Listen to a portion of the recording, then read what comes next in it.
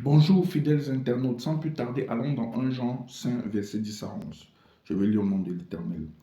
Celui qui croit au Fils de Dieu possède ce témoignage en lui-même. Celui qui ne croit pas Dieu fait de lui un menteur, puisqu'il ne croit pas au témoignage que Dieu a rendu au sujet de son Fils. Or, voici ce témoignage. Dieu nous a donné la vie éternelle et cette vie est dans son Fils. La vie éternelle se trouve en Jésus-Christ. Il est indispensable pour chacun de vous, chers amis, qui voulez avoir la vie éternelle, de recevoir Jésus-Christ comme votre Dieu. Cela est obligatoire, car cette vie éternelle-là est en lui.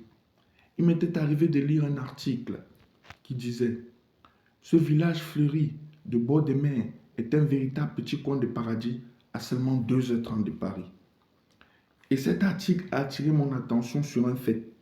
Aucun coin sur cette terre n'est réellement un coin de paradis, aussi beau qu'il peut être. Parce que sur cette terre, il y a toujours des problèmes. Il n'y a que dans le royaume de notre Dieu qu'il n'y a plus de problèmes du tout. Plus de maladies, plus de souffrances, plus de mort. Aujourd'hui, chers amis, peut-être n'avez jamais vous accepté Jésus-Christ dans votre vie. Il vous reçoit quelles que soient vos conditions, car son sang nous lave de tous nos péchés. Moi-même qui vous parle, je suis un pécheur. Même le meurtrier, même le voleur peut avoir cette vie éternelle s'il reçoit Jésus-Christ dans sa vie, parce qu'il sera lavé par son sang.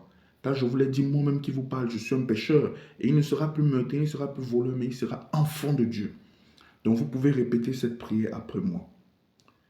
Merci Seigneur Jésus-Christ d'être mort à la croix pour mes péchés. Merci de me laver par ton sang. Je prie que tu sauves mon âme et que tu m'accordes ta faveur divine. Au nom puissant de Jésus-Christ, je prie. Amen. Commencez à lire la parole de Dieu dans le Nouveau Testament, dans Matthieu. Et sachez quelque chose. Satan va souvent vous combattre quand vous devenez enfant de Dieu. Parce qu'il va entraîner avec lui le maximum dans mon enfer.